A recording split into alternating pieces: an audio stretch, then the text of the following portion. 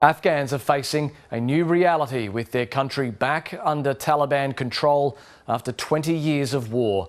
Armed militants took the capital, Kabul, completing their swift advance across the nation as the United States prepares to withdraw the last of its troops.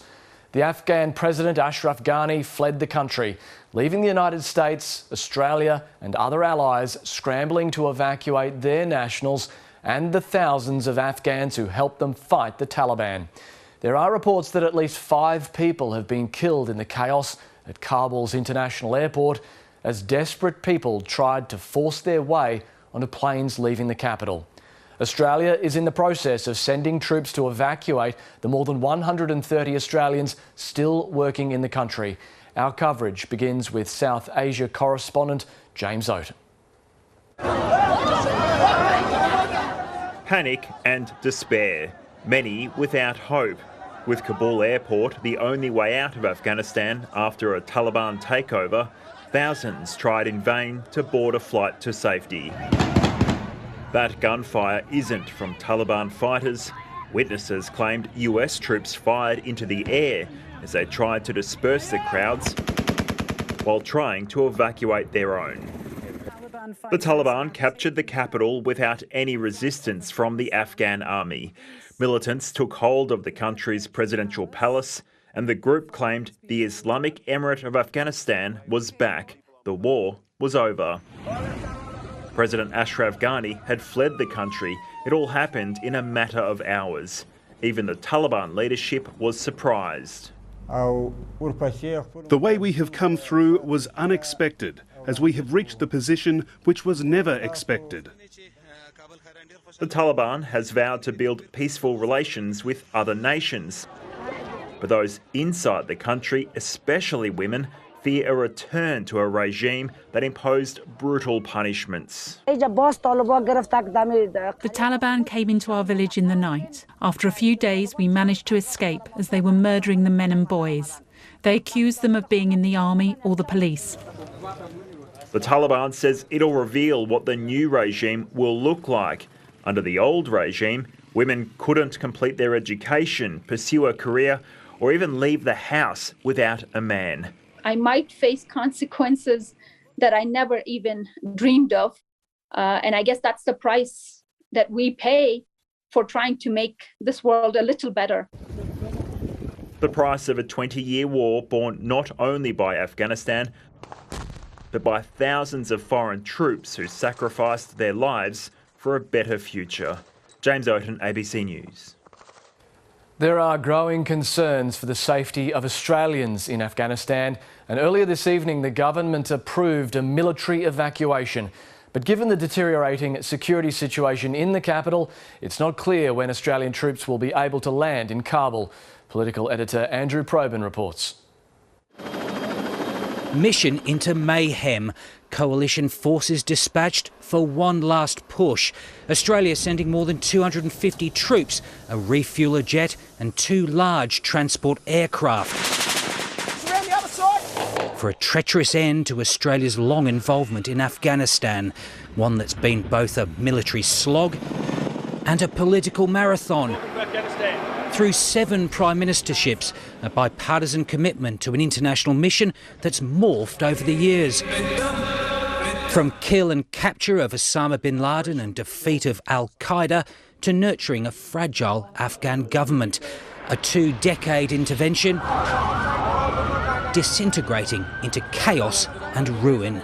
That is the story of Afghanistan. It is a tragic place. Australia's final task, a dangerous extraction to rescue civilian Australians and Afghans who served with the ADF. To leave in a safe and orderly way. The challenge, of course, is making sure that that is the circumstance that applies in Kabul. The scenes in Kabul underscoring how difficult that'll be. We've had from April till now to think about what we were going to do, and here we are now at the 11th hour, caught short. The future of all Afghans uncertain, but especially women and girls. It's very hard. It's breaking my heart to see my country like this. Zainab Kazimi's family fled Afghanistan a decade ago. Her father, one of thousands to arrive in Australia by boat. Relatives left behind in fear of Taliban retribution. They're going to kill all those women who have worked for the government, all those women who have spoken up. We should be opening our hearts and opening our country to them. The humanitarian disaster erupting in Afghanistan brings its own moral questions and challenges. Australia and other nations involved in the 20-year conflict will carry a particular responsibility.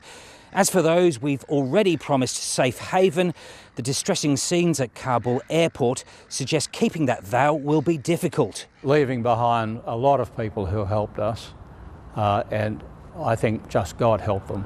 God help them. Andrew Probyn, ABC News, Canberra. Pressure is mounting on President Joe Biden to explain how security in Afghanistan unravelled so quickly. ABC correspondent Greg Jennett reports from Washington. Rotors overhead, rapid-fire rounds from the sides. The American military beat a retreat from the doomed embassy to a now familiar soundtrack. The Taliban hadn't been this close in this number since supporters trashed and burnt the old embassy as the US bombed its government into submission. Now the outlaws are back in Kabul, in command of forces America spent billions of dollars standing up, only to be sorely let down when it mattered. The inability of Afghan security forces to defend their country has played a very powerful role in what we've seen. The Biden administration smarting over a litany of failures, several of its own making, and it'll soon have harder calls to make, like whether to recognise the new government. See if there can be a peaceful settlement, a peaceful transfer of power. A process made tougher still by the Taliban's early actions, releasing thousands of hardcore violent extremists from prisons. What we're watching right now in Afghanistan is what happens when America withdraws from the world. So everybody who has been saying America needs to withdraw, America needs to retreat, we are getting a devastating, catastrophic, real-time lesson in what that means. The distrust, disillusion and despair at decisions made cuts deep. We cannot do anything. We cannot do anything.